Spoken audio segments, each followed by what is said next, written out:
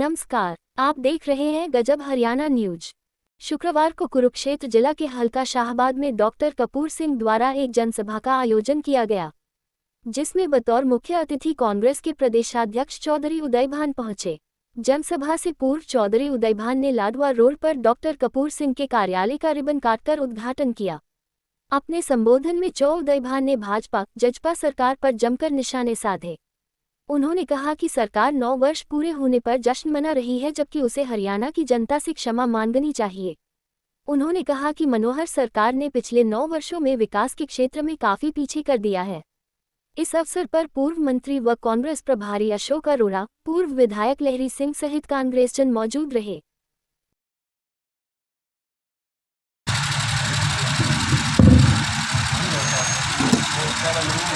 बहुत ही सम्मान के योग हरियाणा प्रदेश कांग्रेस पार्टी के अध्यक्ष, बहुत ही संघर्षशील साथी,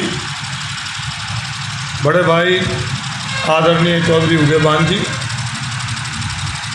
और मेरे विधायक आदरणीय चौधरी लहरी सिंह जी, आज के प्रोग्राम के आयोजनकर्ता माननीय डॉक्टर कपूर सिंह जी, हमारे एससी प्रकोष्ठ के कार्यकारी अध्यक्ष प्रदेश के डॉक्टर जीत सिंह जी, भाई प्रदीप गोयल जी, सेठी साहब, सुनीता नेहरा जी, भाई नरेश जोगी जी, भाई रोशन लाल जी धीमान, भाई विक्रम जी अटवान, बावरा साहब, महेंद्र जी, मंच पर सभी उपस्थित वरिष्ठ साथीगण और इस सभा में आए सभी बुजुर्गों, साथियों, पत्रकार एवं सहायकार दोस्तों, आज सबसे पहले तो हम कुरुक्षेत्र जिले की बाबा मार्कंडे की नगरी शाहबाद में चौधरी उदयभान जी का पहुंचने पर मैं भी आपके साथ मिलकर स्वागत करता हूं, अभिनंदन करता हूं। साथियों, और धन्यवाद भी करता हूं डॉक्टर कपूर सिंह जी का, जिन्होंने यहाँ आज का प्रोग्राम का आयोजन किया, हमारा स्वागत किया, इनका भी धन्यवाद करता हूं। आज देश और प्रदेश के अंदर भारतीय जनता पार्टी की सरकार है और भारतीय जनता पार्टी की जब से सरकार बनी है तब से इस सरकार का देश के प्रजातंत्र और संविधान पे कोई विश्वास नहीं रहा। आज ये प्रजातंत्र और संविधान को पैरों तले रौंदने का काम कर रहे हैं। साथियों, आज सबसे बड़ा खतरा अगर इस देश को बीजेपी से है तो बाबा साहब के द्वारा जो संविधान बनाया गया है, आज उस संविधान को ये खत्म करना चाहते हैं। इसका बहुत बड़ा खतरा हमारे साथ, क्योंकि आरएसएस विचारधारा के लोग, जो आरएसएस को मानने वाले लोग, जिन्होंने हमेशा इस देश की आज़ादी का भी विरोध किया था, और आज वो लोग सत्ता में हैं, वो लोग दूसरों को देशभक्ति का पाठ पढ़ाते हैं जिन्होंने कभी देश के आंदोलन में कोई योगदान ना दिया, जिनका कोई योगदान नहीं है। जब देश आज़ाद हुआ तो एक बहुत बड़ी चुनौती थी इस देश के सामने। लोग कहते थे देश आज़ाद हो गया, ये चलेगा कैसे? अलग अलग भाषाओं का देश, अलग अलग जाति और धर्म में बटा हुआ देश, अलग अलग रियासतों में बटा हुआ देश, जहाँ खाने के लिए अनाज भी बाहर से मंगाना पड़ता था। इस देश को कैसे चलाएंगे? परंतु साथियों, इस चुनौती को स्वीकार किया कांग्रेस पार्टी ने और संविधान निर्माण की जिम्मेवारी दी बाबा साहब भीमराव अम्बेडकर को। हम नमन करते हैं बाबा साहब को, जिन्होंने संविधान के अंदर सबको बराबरी का अधिकार दिया। देश के हर छोटे बड़े व्यक्ति को, क्या अमीर है, गरीब है, गांव में रहता है, शहर में रहता है, आदमी है, औरत है, सबको जो वोट का अधिकार दिया, सबको जो बोलने की आज़ादी दी, ये हमारे संविधान के अंदर थी। और एक बहुत बड़ा पब्लिक सेक्टर कांग्रेस पार्टी ने खड़ा किया, जिसमें बाबा साहब द्वारा जो संविधान में आरक्षण का प्रावधान दिया था, उनसे बच्चों को रोजगार मिला, ये देश आगे बढ़ा। परंतु साथियों, आज ये जो सरकार है, ये सीधे तौर पे तो आरक्षण खत्म नहीं कर पाई। आरएसएस की विचारधारा है आरक्षण खत्म करना, सीधे तौर पे नहीं कर पाई तो पब्लिक सेक्टर ही खत्म करने शुरू कर दिए, पब्लिक सेक्टर ही बेचने शुरू कर दिए। अगर प्राइवेट में हाथों में चला जाएगा तो अपने आप ही नहीं आरक्षण खत्म हो जाएगा। प्राइवेट वाले थोड़ी हमें आरक्षण देंगे। आज हरियाणा प्रदेश के अंदर कहते हैं प्राइवेट स्कूलों में पढ़ो तो हम 1100 रुपये देंगे, सरकारी में पढ़ो तो 500 देंगे। उसका सीधा मतलब है कि सरकारी स्कूल बंद कर दो और प्राइवेट चल जाएंगे और फिर प्राइवेटाइजेशन हो जा। आज 2 लाख से ऊपर पद कुरुक्षेत्र हरियाणा प्रदेश के अंदर खाली पड़े। हमारे यहाँ कुरुक्षेत्र यूनिवर्सिटी है, कुरुक्षेत्र यूनिवर्सिटी के अंदर एक समय में 2200 नॉन टीचिंग के कर्मचारी होते थे, आज 1200 रह गए, 1000 घटा दिए, आउटसोर्सिंग पे लगाए जा रहे हैं। अपनी जी भी विधायक थे, मैं भी विधायक था। चौधरी हुड्डा साहब मुख्यमंत्री थे, मैंने हुड्डा साहब से कहा विधानसभा के अंदर, महा हुड्डा साहब आप आउटसोर्सिंग में नौकरियां दे रहे हो, इससे जो हमारे एससी और बीसी समाज के लोग हैं इनको जो आरक्षण संविधान में वो नहीं मिल रहा, तो इससे नुकसान हो रहा है, तो क्या करना चाहिए? मगर इसको भी, इनको भी आरक्षण मिलना चाहिए। हम धन्यवाद करते हैं हुड्डा साहब का कि आउटसोर्सिंग पॉलिसी 2 ले आए, उसमें आउटसोर्सिंग में भी आरक्षण देने का काम हुड्डा साहब ने, कांग्रेस पार्टी ने किया था। तो साथियों आज इस बात को सोचना है कि आज देश और प्रदेश में अगर कांग्रेस पार्टी ही है जो इस सरकार का विकल्प है, और आज लोग मान भी चुके हैं, और अभी कल 9 साल सरकार को बने हुए थे, मुख्यमंत्री 9 साल की उपलब्धियां गिना रहे थे। आज सबसे बड़ी उपलब्धि तो इनकी है कि इस 9 साल में जितने घोटाले हुए कभी नहीं हुए। मेरे से एक पत्रकार कहने लगा, मुख्यमंत्री कहता है कि पर्ची खर्ची बंद कर दी, हमने भ्रष्टाचार खत्म कर दिया। मैंने कहा 2 अधिकारी पकड़े जा रहे हैं, ISB कहते हैं, वो कहते हैं पहले पकड़े नहीं जाते थे। महा क्यों 6 महीने हुए सरकार बने ने 9 साल हो गए हैं, फिर बंद हो जाना चाहिए था। 9 साल से अगर पकड़े जा रहे हैं तो और कौन जिम्मेवार है? कि सीधे तौर पे सरकार जिम्मेवार है। इसको लोग बदलना चाहते हैं, सभी कांग्रेस पार्टी के साथ मिलकर लड़ाई लड़ो, निश्चित रूप से आपकी सरकार बनेगी, हुड्डा साहब और उदय भान जी की सरकार बनेगी, तो फिर किसी से मांगने की लोड़ नहीं। उदय भान जी हमारे साथी हैं, इस तरह के ना मामे का ब्याह हो और माँ भंडारे में फिर चिंता करने की लोड़ नहीं, हुड्डा साहब की सरकार बनेगी, हुड्डा प्रधान हमारे बीच में बैठे, जो मांगेंगे ले लेंगे। बहुत बहुत धन्यवाद। बहुत ही मान और सम्मान की योग्य हरियाणा प्रदेश कांग्रेस कमेटी के अध्यक्ष माननीय चौधरी उदय भान जी, हरियाणा विधानसभा के पूर्व स्पीकर आदरणीय श्री अशोक अरोड़ा जी, हमारे बहुत ही पुराने साथी और पुराने पूर्व विधायक आदरणीय चौधरी लहरी सिंह जी, आदरणीय प्रदीप गोयल जी हमारे साथी हैं, SC संगठन के जो प्रदेश के कार्यकारी अध्यक्ष हैं भाई जी शेर जी, दीपक कक्कड़ जी, जेठी साहब हमारे जो मंत्री पालन कर रहे हैं, दीपनाथ कटवा जी, सुरेश जी, वो मेरे पीछे विक्रम जी बैठे हैं, महेंद्र जी हमारे ऊपर सबके वो आगे बैठे हैं, श्रवण है मेरे साथी सोनखनी से, तो मेरे इस सिस्टम में मेन कार्य करता है, मेन काम करते हैं। और हमारे साथी पंचकुला से भी एक हमारे साथ आए हुए हैं, राजकुमार लावत जी, जो पूरे हरियाणा के गुरुविदा सभाएं और डॉक्टर अंबेडकर सभाएं, उनका एक फेडरेशन है, उनके चेयरमैन हैं राजकपूर जी।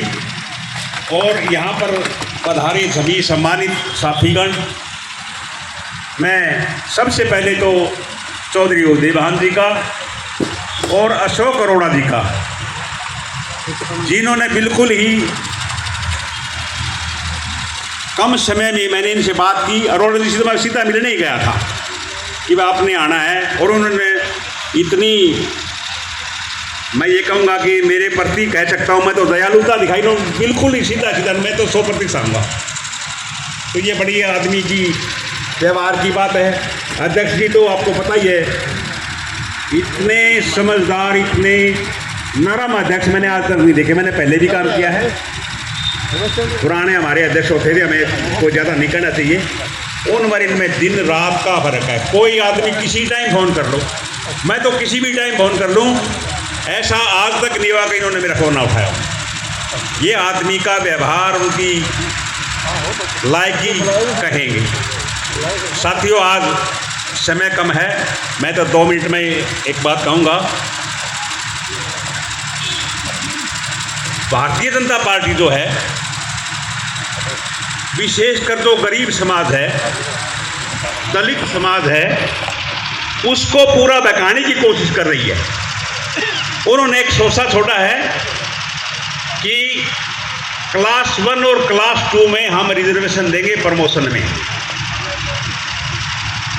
जो सुप्रीम कोर्ट की गाइडलाइंस है, जो 10 साल पहले आ गई थी, आज तक वो लागू नहीं हुई, और उसके बेस पर करें हम देंगे लोगों को सिर्फ बहकाने के लिए। कल वो दलित समाज के लोगों को पंचकूला में बल्कि इकट्ठे कर रहे हैं, अफसरों को धन्यवाद करने के लिए।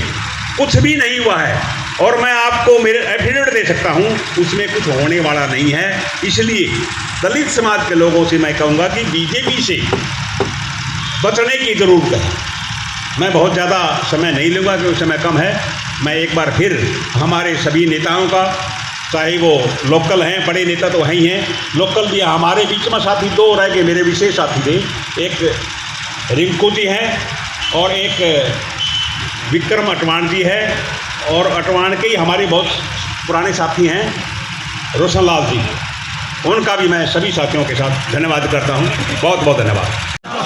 Congress party, Congress party. परम श्रद्धेय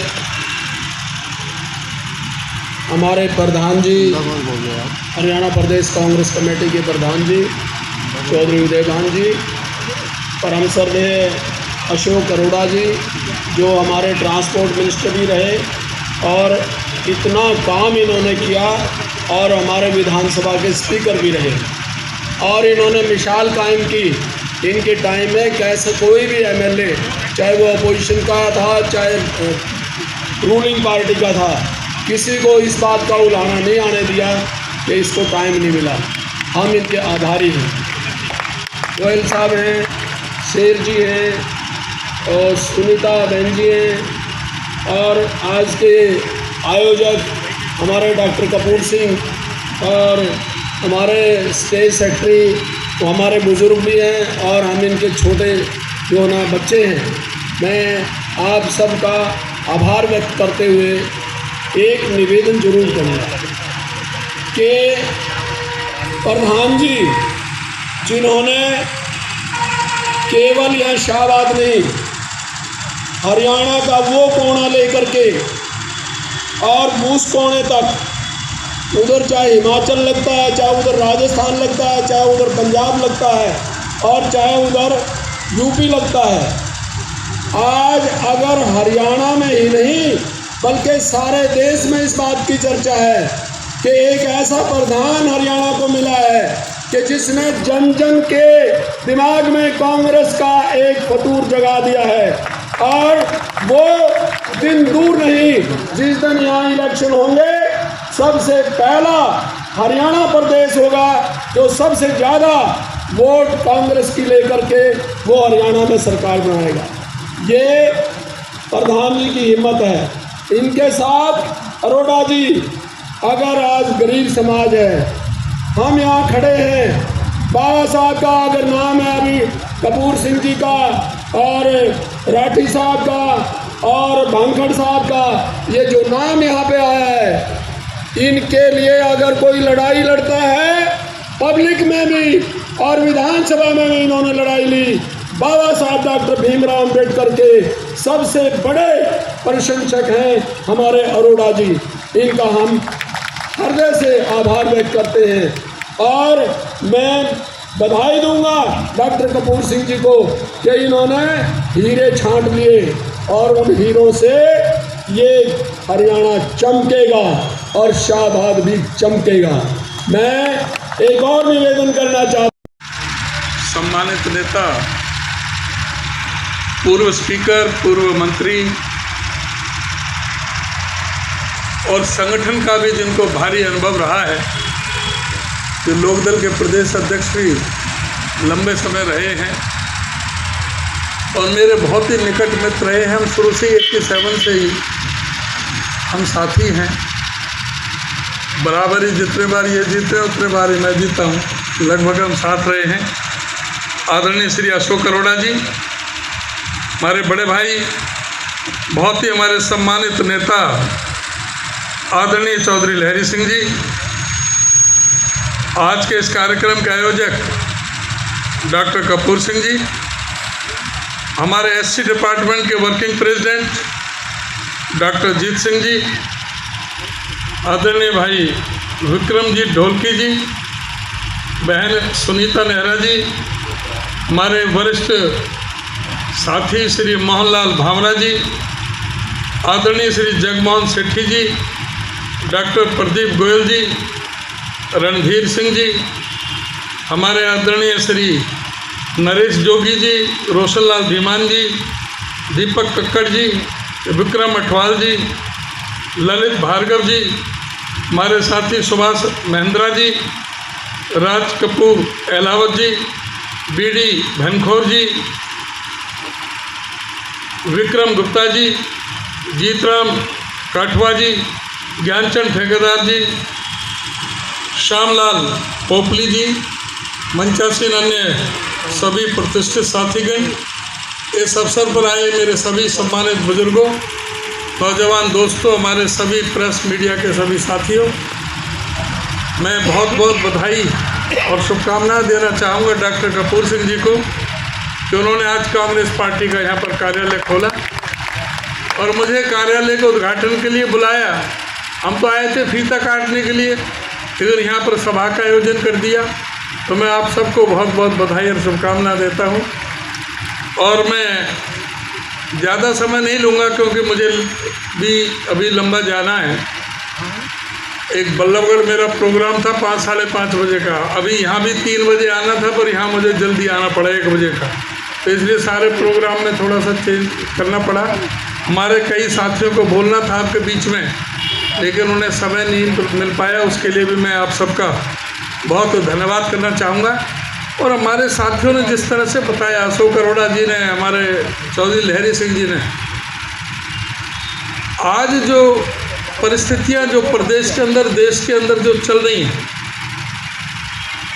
ये इलेक्शन साल है।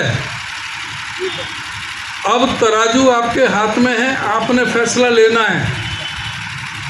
9 साल से सरकार को देख रहे हो हरियाणा में और 9.5 साल हो गए केंद्र में।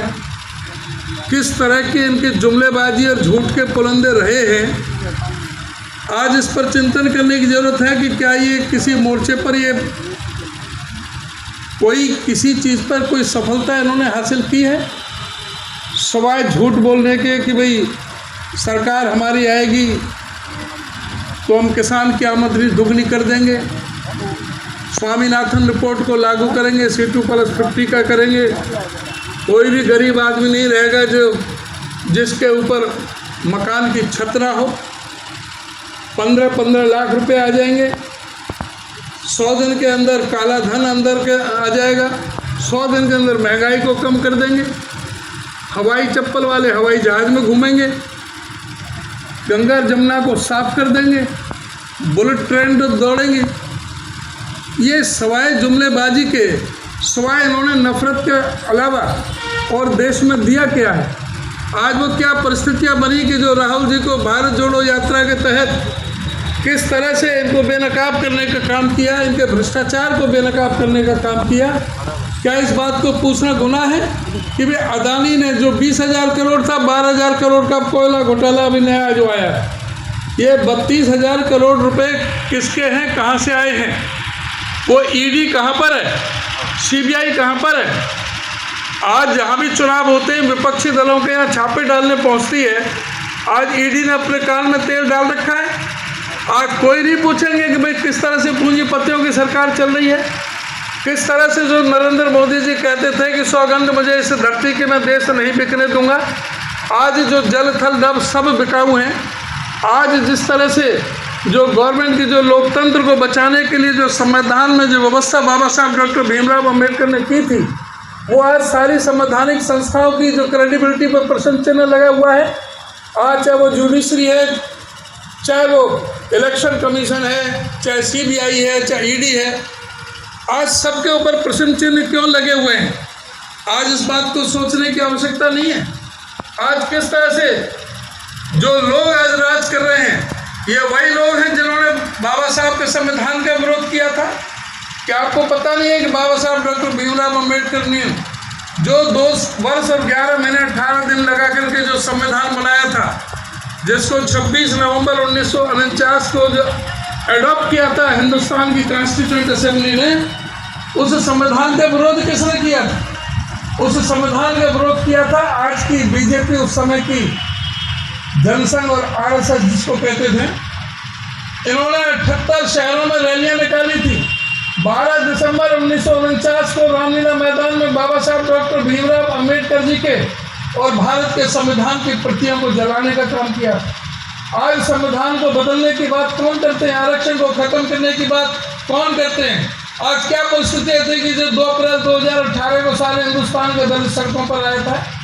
आज क्या जरूरत है कि इस बात को सोचने की कि आज 1,38,200 मकान जो केंद्र सरकार से जो मंजूर होकर के हरियाणा प्रदेश में गरीबों के लिए जो आए थे, वो 1,38,200 मकान इस खट्टर सरकार ने क्यों सरेंडर कर दिए?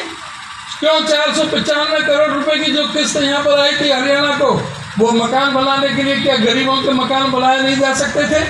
वो 1,38,200 मकान क्यों सरेंडर किए? क्या इसको पूछने का प्रश्न नहीं बनता? क्या इस सरकार से नहीं पूछा जाना चाहिए कि परिवार पहचान पत्र को हथियार बना करके 9,60,000 गरीबों के राशन कार्ड छीनने का काम इस सरकार ने क्यों किया है? क्या ये साबित हुई है? आज खुद मुख्यमंत्री ने कल जो प्रेस कॉन्फ्रेंस की, उसमें ये खुद ने माना है कि भ्रष्टाचार प्रदेश में बढ़ा है। ये स्वीकारोक्ति है कि मुख्यमंत्री की, जो कहते थे कि ट्रांसपेरेंसी लाए हैं, आज उस ट्रांसपेरेंसी का खुद मुख्यमंत्री ने कह दिया कि भ्रष्टाचार बढ़ा है। इन्होंने क्या भ्रष्टाचार बढ़ा है, लेकिन थोड़ा बहुत नहीं बढ़ा, 3 और 4 गुना जाकर के बढ़ गया। आज भ्रष्टाचार चरम सीमा पर है। हर मोर्चे पर यह सरकार फेल हुई है। जो मैं कह रहा था कि जो बड़े जो काम थे वो हुड्डा साहब सरकार में हुए थे, इनकी सरकार में एक बड़ा काम नहीं हुआ, प्रदेश को कर्ज में झोंक दिया। इस चीज को ये पूरी तरह से 9 साल में जो कह रहे हैं कि अपना जश्न मना रहे हैं, जश्न किस बात का मना रहे हैं? आज प्रदेश को कहां पहुंचा दिया? इनको तो माफी मांगना चाहिए जनता के बीच में आकर के कि हम आपका शासन चलाने में सक्षम साबित रहे हुए हैं, इसलिए हम आपसे माफी चाहते हैं। और ये हर चीज में हमारी पार्टी ने ये फैसला लिया है। मैं जल्दी में थोड़ा से अवश्य प्रकाश डालना चाहूंगा कि हमारी पार्टी ने फैसला लिया है कि ओल्ड पेंशन स्कीम जो कर्मचारी की है, जिस दिन हमारी सरकार आएगी उसी दिन ओल्ड पेंशन स्कीम कर्मचारियों की हम लागू करके अपने प्रदेश में देंगे। हमारा ये भी फैसला है कि जो भी बुजुर्ग आदमी 60 साल से ज्यादा उम्र का है, वृद्धावस्था पेंशन जिस दिन हमारी सरकार बनेगी 1 महीने बाद उसको 200 रुपये प्रतिदिन के हिसाब से 6,000 बुढ़े को और 6,000 बुढ़िया को 12,000 रुपये दोनों बुढ़े बुढ़िया को पेंशन देने का काम करेंगे। हमारी पार्टी ने यह भी फैसला लिया है कि 300 यूनिट तक बिजली, 300 यूनिट तक बिजली का मतलब यह है कि नीचे से 70-75% के घर में कोई भी बिजली का बिल नहीं आएगा। जिनके घर में AC है उन्हीं के बिजली का बिल आएगा, AC नहीं है उनके बिजली का बिल नहीं आएगा। 300 यूनिट तक बिजली के और 100-100 गज के प्लॉट पहले हुड्डा साहब ने दिए, कांग्रेस पार्टी की सरकार ने, इंदिरा जी ने पहले दिए 35-40 साल पहले। दोबारा सरकार आएगी तो हम दोबारा गरीबों को 100-100 गज के प्लॉट देने का काम करेंगे। एक मैं और बात आपको कह के जा रहा हूँ कि सरकार हमारी आएगी, मैं प्रदेश अध्यक्ष के नाते कह रहा हूँ, आपका जो सबसे बड़ी जो समस्या है जो फ्लड की आती है इस मारकंडल नदी के वजह से, उसमें मारकंडल नदी पर बांध लगा करके आपके हमेशा के लिए इस बाढ़ की समस्या को खत्म करने का काम हम करेंगे। और जो भी जिस तरह से जो मुझे बहुत ज़्यादा जो महसूस हुआ, जिस तरह से बता रहे कि सारा डेंगू का इतना कहर छाया हुआ है पूरे जिले के अंदर, और उसमें शाहबाद मारकंडा बहुत आगे हैं। बहुत डेंगू का और चिट्टा का, नशे का कारोबार जो है, इनका नशे के जो कारोबारियों को चेतावनी देना चाहते हैं कि अपना सुधर जाए और अपना काम ये बंद कर दें। सरकार कांग्रेस की आने जा रही है। और डेंगू का जो है, इसका इलाज के लिए अभी तो इस पर सरकार पे दबाव बना रहे हैं, फिर जरूरत पड़ेगी तो एजुकेशन भी करेंगे कि जो पूरी तरह से व्यवस्था की जाए अस्पतालों में और सब जगह जो दवाई का छिड़काव करें, उसके लिए जो है इसके लिए सावधान करने की जरूरत है। और दूसरा मैं आपसे अनुरोध करूंगा, हमारे सभी सीनियर जो साथी बैठे हैं, देखिए 1 तारीख को रादौर में जनसभा है जो हमारी शुरू हो रही है, जन आक्रोश रैली, भाजपा हटाओ और देश बचाओ, भाजपा हटाओ देश बचाओ। ये रैली 1 तारीख को रादौर से शुरू हो रही है और रादौर आपके नज़दीक है। हमारे बड़े भाई चौधरी लहरी सिंह जी बैठे हैं, इन्होंने रादौर का नेतृत्व किया है, इनकी विशेष ड्यूटी है। और यहाँ शाहबाद से जो अपने साथी हैं, इनके साथ कोऑर्डिनेट करके जिसकी जो क्षमता है इनको ड्यूटी लगा करके यहाँ से ज़्यादा रादौर पहुँचने चाहिए। इन्हीं शब्दों के साथ मैं आप सबका बहुत बहुत धन्यवाद करता हूँ। सभी का बहुत बहुत धन्यवाद।